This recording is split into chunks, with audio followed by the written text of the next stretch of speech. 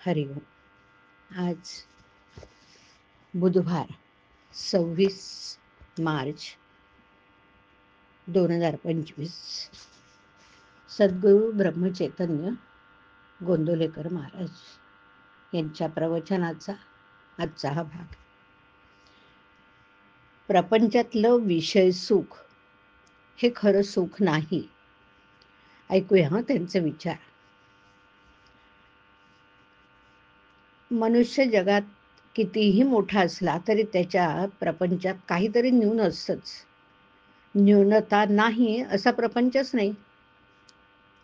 एखादा प्रापंचिक माझा प्रपंच पूर्ण आहे म्हणून सांगणारा भेटेल, परंतु चालले आहे असेच चालावे यात कमी तर नाही ना कधी घडणार. अशी त्याला काळजी असतेच की, म्हणजे त्याला खरं सुख असं नसतंच. एखादा अत्यंत विषयी त्याला कदाचित काळजी नसेल. दारूच्या धुंदीत असणाऱ्याला राजाचीही पर्वा नसते, वस्त्राचीही शुद्ध नसते आणि तो आपल्याच धुंदीत आनंदात असतो.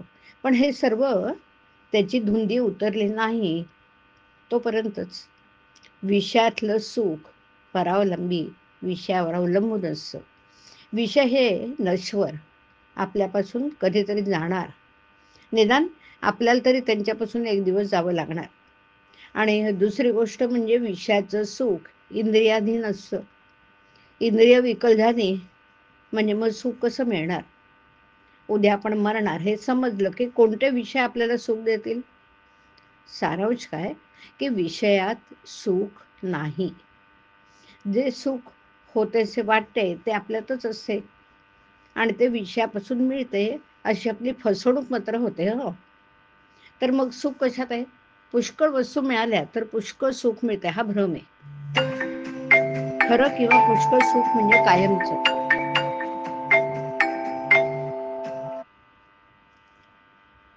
सनातन सुख होय, आणि ते सनातन वस्तूपाशीच म्हणजे भगवंतापाशीच.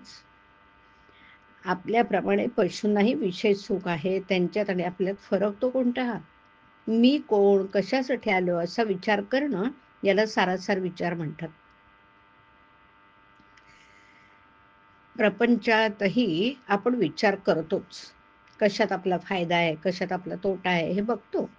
पण सर्वच असार, त्यात सार ते कुठून येणार आणि कसं येणार? असलेल्या परिस्थितीत आपण समाधान मानत नाही, त्याहून अधिक सुखाच्या स्थितीची इच्छा धरतो. देवाची भक्ती करणं, संतांकडे जाणं हे सुद्धा विषय मिळवण्याकरताच आपण करतो. मग आपली ही सेवा भक्ती विषयांची झाली का संतांची? देव संत यांचा उपयोग इतर गोष्टींप्रमाणे विषय मिळवण्याचं साधन म्हणून नाही का आपण करत?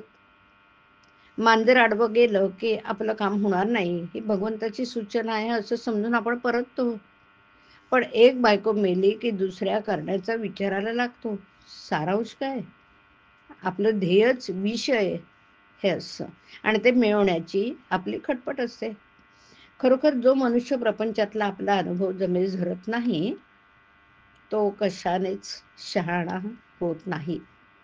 प्रपंचात सुखी होणं म्हणजे भगवंताचं होणं. हरिओम. हरिओम तत्सत. हरिओम.